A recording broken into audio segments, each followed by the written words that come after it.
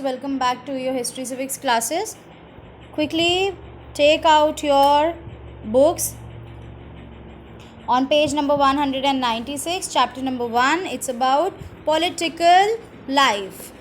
Okay, we also called it say it as civics. Okay, so the chapter is democracy, which we are going to read today. Let's start with the spotlight. Evolution of modern democracy, other forms of democracy, main thrust of democracy, problems of inequality. Okay, so basically what is democracy? First we need to know it. Democracy is a government for the people, of the people and by the people. Okay तो democracy क्या होती है बेटा कि government जो है वो लोगों के लिए है, लोगों से है, ठीक है।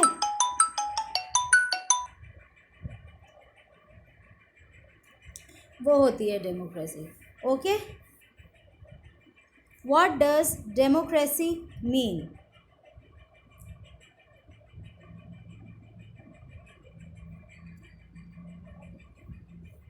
The term democracy is derived from two Greek words, demos meaning people and kratos meaning rule or government.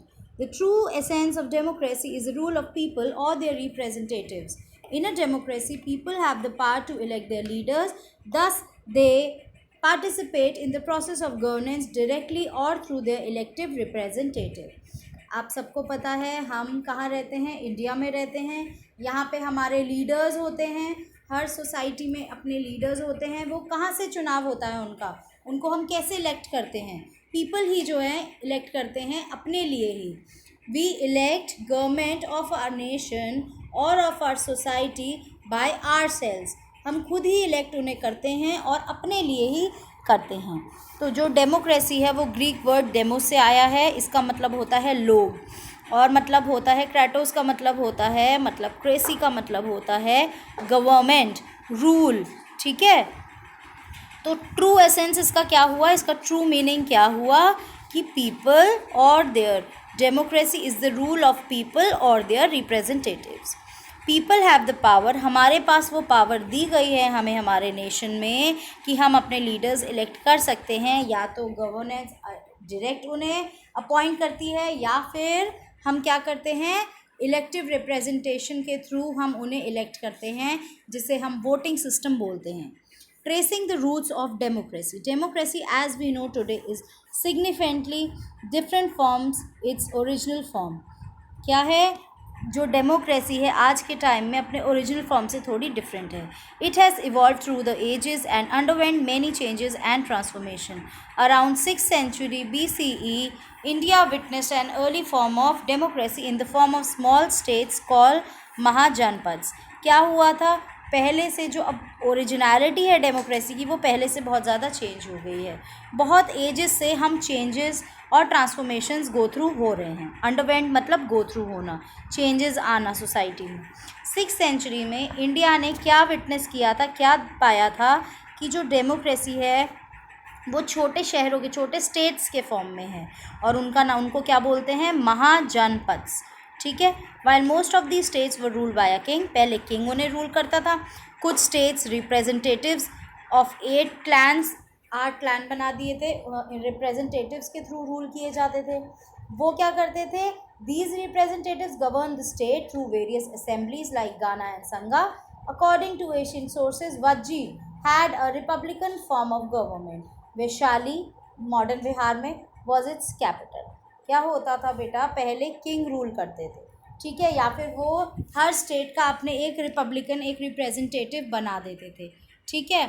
और वो कैसे अपना रिप्रेजेंटेटिव गवर्न करते थे स्टेट को, असेंबलीज़ के थ्रू, जैसे गाना हो गया, संगा हो गया, ठीक है। एशियन टाइम्स में जो वज्जी जगह है उसका भी एक अपना फॉर्म ऑफ गवर्नमेंट था, और वैशाली उसका capital. In the western world, Asian Greek witness the first democracy. तो हमारे वेस्टर्न वर्ल्ड में जब हम मॉडर्न डेमोक्रेसी की तरफ बढ़े, तो जो एशियन ग्रीस है सबसे पहला डेमोक्रेसी उन्होंने फेस करी थी। In the Greek city of Athens all the adult mail population of the city formed a body called assembly. उन्होंने एक बॉडी फॉर्म करी जिसका नाम उन्होंने असेंबली दिया। And participated in the decision making process directly, और डायरेक्टली उन्होंने उस प्रोसेस को में पार्टिसिपेट किया। 3 इवेंट्स बेसिकली थे जिन्होंने history of the modern democracy को एक नया रूप दिया, शेप दिया, बिल्ड किया। कैसे? In Britain the nobles who assisted the king introduced a document called the Magna Carta limiting the power of the king. It was written by a group of 13th century nobles to protect their rights and property against the monarchy. Britain में ऐसा हुआ था जब king वहाँ पे राज करता था, king use to serve the nation, तो वहाँ जो नोबल्स थे उन्होंने एक डॉक्यूमेंट इंट्रोड्यूस किया था, एक डॉक्यूमेंट लिखा था या बनाया था या इनटू प्रोसेस लाए थे, वो मगना कार्टा उसे बोलते हैं। उसमें पावर की उसमें किंग की लिमिटेशंस थी, पावर की लिमिटेशंस कि क्या किंग कर सकता है, क्या उसके अंडर आता है और क्या नहीं आता है।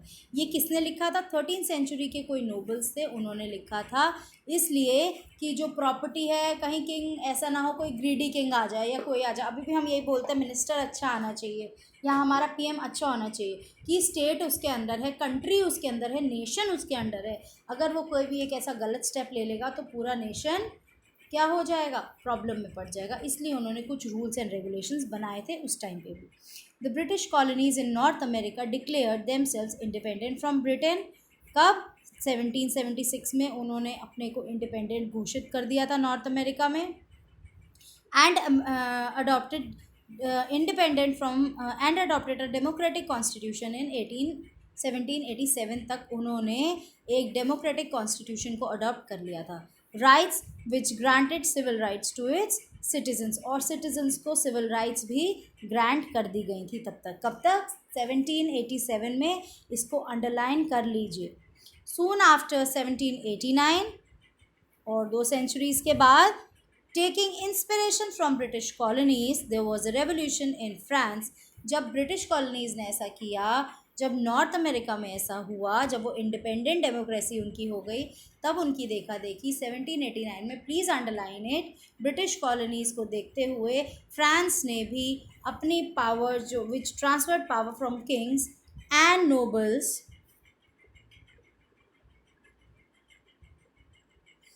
nobles to the common people. This led to the establishment of French Republic based on the principles of liberty, equality and fraternity. ठीक है, फ्रेंच रिपब्लिक ने फ्रेंच ने भी, अब फ्रांस में भी ये चीज़ें फिर से प्रोसेस में आई। क्या बोलते हैं आपको, इनटू उन्होंने अडेप्ट करी, अपने को इंडिपेंडेंट बनाया, कॉमन पीपल को राइट्स दिए। क्या क्या? प्रिंसिपल ऑफ लिबर्टी, इक्वालिटी मतलब लिबर्टी मतलब फ्रीडम, ठीक है, फ्रेटर्निटी और इक्वालिटी। ठीक है, अब हम पढ़ेंगे फ्रीडम और डेमोक्रेसी के बारे में। Most countries of Asia and Africa has been colonies of European power such as Britain, France, Italy, Holland and Germany. These colonies waged long struggle for freedom from foreign rule. जो Asia और Africa है उन्होंने बहुत ज़्यादा अपने को क्या बोलते हैं, फ्रीडम में लाने के लिए, अपने को एक डेमोक्रेटिक नेशन बनाने के लिए काफ़ी टाइम स्ट्रगल करा। किस किस से? होलैंड, जर्मनी, ब्रिटेन, फ्रांस और इटली से, ताकि वो उनसे अपना रूल हटा सके। जो ये लोग ब्रिटेन, फ्रांस, इटली वाले रूल करते थे उन नेशंस पे, एशिया पे और अफ्रीका पे, उनका रूल ख़त्म हो सके। जब सेकेंड वर्ल्ड वॉर हुआ 1945 में, many countries gained independence from colonial rule. जब 1945 में वर्ल्ड वॉर हुआ, उसके बाद काफ़ी नेशंस को, काफ़ी कंट्रीज़ को फिर भी जो आपका वेस्टर्न कल्चर है उससे हमें रूल से इंडिपेंडेंस मिल गया था। Various factors such as end of supremacy of the European nations, emerge of USSR and USA as major powers, and the formation of the United Nations helped the colonies in breaking the shackles of foreign rule. जो भी foreign rule चल रहा था, जब USSR और USA ने एक major formation लिया, उनकी पावर्स ने क्या किया, कॉलोनीज़ को हेल्प करा। जो भी फॉरेन रूल उस टाइम चल रहा था उसको अपने ऊपर से हटाने के लिए। आफ्टर अचीविंग इंडिपेंडेंस अचीव करने के बाद एशियन और अफ्रीकन कंट्रीज़ ने एक डेमोक्रेटिक फॉर्म ऑफ गवर्नमेंट ले लिया था, उसका फेस अब डेमोक्रेटिक हो गया था। India became free from British rule in 1947। We all know हमें फ्रीडम कब मिली थी, आज़ादी हमें 1947 में मिली थी। She choose to be democracy and continues to be the, she किसके लिए, इंडिया के लिए यहाँ रेफ़र किया गया है। भारत माता कहते हैं ना हम, इसीलिए उनके लिए यहाँ शी यूज़ किया गया है। She chose to be a democracy and continues to be the largest democracy in the world. Not all countries, however, have a democratic form of the government or could continue with a democratic government for very long after gaining freedom. In 1991, यहाँ से underline करेंगे, in 1991 the Soviet Union disintegrated into 15 republics. Soviet union जो था वो कितने parts में divide हो गया, 15 रिपब्लिक्स में वो इंटीग्रेट हो गया। Many of the communist countries in eastern Europe, eastern Europe में क्या हुआ, बहुत सी कम्युनिस्ट कंट्रीज़ थी, उन्होंने भी अपने सोवियत कंट्रोल से अपने आप को फ्री कर लिया और अपने को एक फ्री डेमोक्रेटिक नेशन बना लिया। India's neighbouring countries Pakistan, Bangladesh and Myanmar have a mixed record. उनका इन तीन का, इंडिया के जो नेबर्स हैं, इनका मिक्स्ड रिकॉर्ड है। These countries have adopted democracy after freedom, however इन्होंने भी फ्रीडम के बाद ही डेमोक्रेसी अडॉप्ट करी। They have experience dictatorship following military coup and uprising. Bangladesh and Myanmar have made a transition from army rule to democracy. ये उनका सफ़र कैसे तय हुआ आर्मी रूल से डेमोक्रेसी तक का, ये इन्होंने यहाँ बताया है, जिसका टॉपिकल सेल्फ मतलब यही है कि फ्रीडम किसको कैसे मिली, किन कंट्रीज़ को कैसे, किससे स्ट्रगल करने के बाद कब कब किस किस पीरियड में डेमोक्रेटिक वो हुए, कैसे कैसे उन्हें फ्रीडम मिलती गई, सोवियत यूनियन से उन्होंने अपना ब्रिटिश रूल कैसे हटाया और एक डेमोक्रेटिक नेशन में अपने को चेंज किया। Good to know. Myanmar, previously known as Burma, has been a democracy after gaining freedom in 1948. After a military coup in 1962, the country was under the rule of military rulers. Through elections was held in 1990, the military ruler did not accept the result. The people of Myanmar, led by Aung San Suu Kyi, struggled to establish democracy. Suu Kyi was kept under house arrest in Myanmar for 15 years. She received the Nobel Peace in 1991. वहाँ जो एक lady थी सू की, उन्होंने अपने को अपने देश के लिए बहुत ज़्यादा स्ट्रगल करा, उसको डेमोक्रेसी पाने के लिए, फ्रीडम पाने के लिए।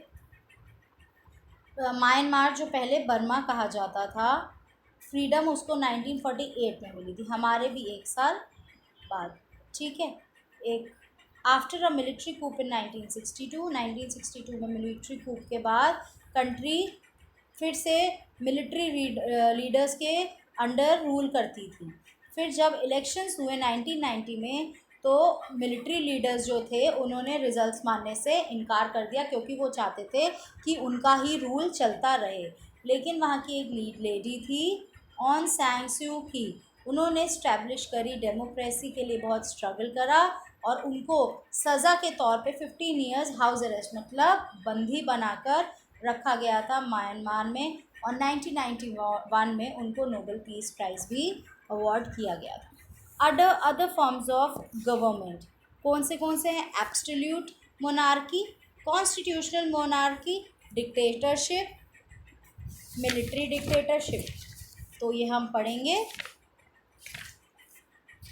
तो क्या क्या हैं, कैसे कैसे हैं, हम इन्हें रीड करते हैं। An absolute monarchy is a system where the ruler or a monarch has the power to do anything he wants to. Please इसे अंडरलाइन करिए।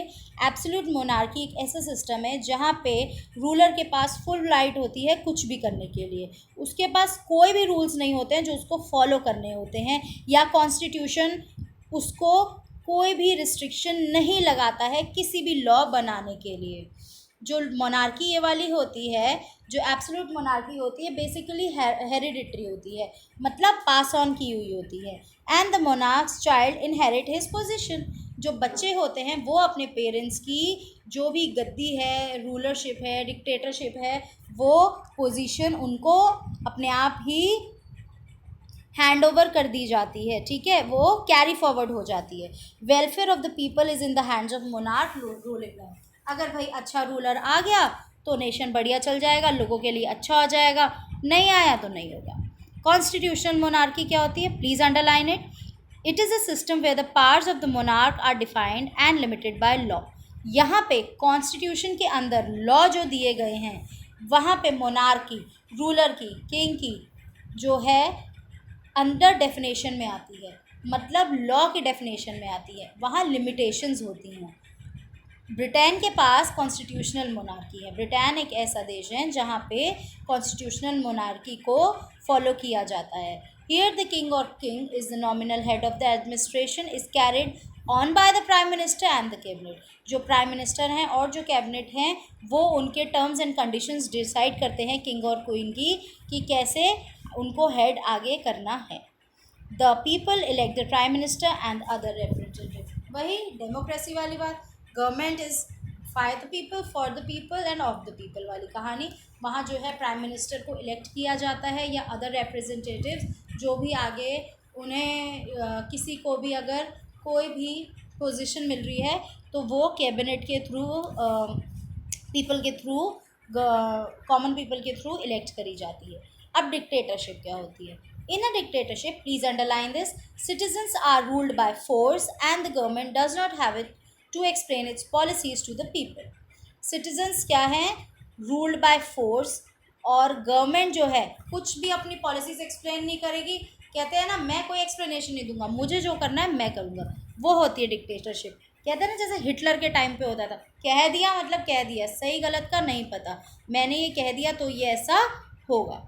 Germany was under the dictatorship of Adolf Hitler for more than a decade during the Second World War. Second World War के time जो है Adolf Hitler के under जो है उनकी dictatorship चल रही थी, सिटीजन्स रूल किए जाते थे जर्मनी में। हिटलर आज तक याद किया जाता है अपनी किसके लिए? डिक्टेटरशिप के लिए। हम लोग आज भी बोलते हैं, कोई बहुत स्ट्रिक्ट पर्सन दिखता है, हम उसे बोलता है ये तो हिटलर है। तो क्योंकि उस टाइम पे जो डिक्टेटरशिप थी, जो मोनार्की थी, जो गवर्नमेंट का फॉर्म था, वो जर्मनी में अंडर एडोल्फ हिटलर के था और वो उनको ऐसे ही ट्रीट करते थे। सिमिलरली इटली में under Benito Mussolini's rule, in a dictatorship there is a absolute rule by a single person who is known as the dictator. और लोग नहीं होते हैं और रिप्रेजेंटेटिव्स नहीं होते हैं, सिर्फ एक ही बंदा होता है जो एब्सोल्यूट रूल करता है, ठीक है।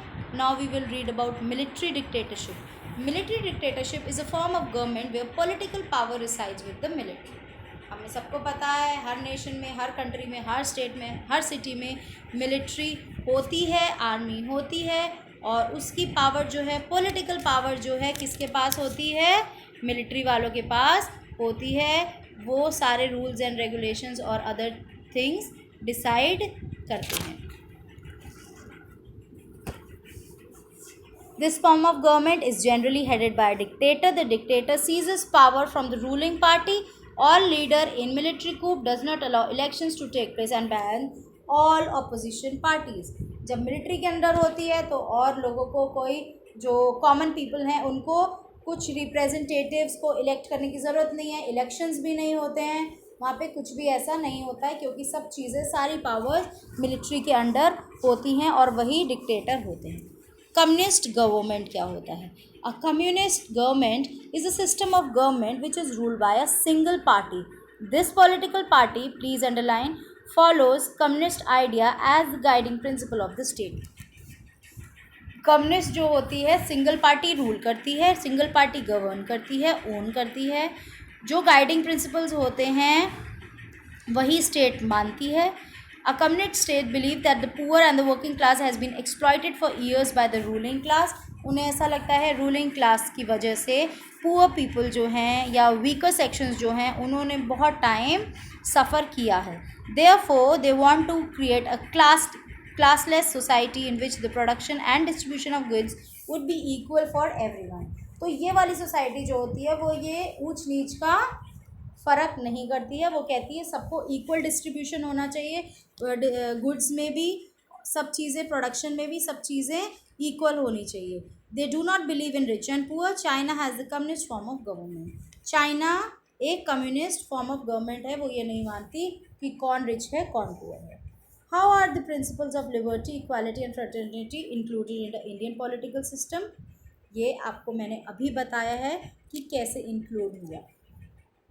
प्रेजेंट सिनेरियो, अभी का सिनेरियो क्या है हम ये पढ़ते हैं।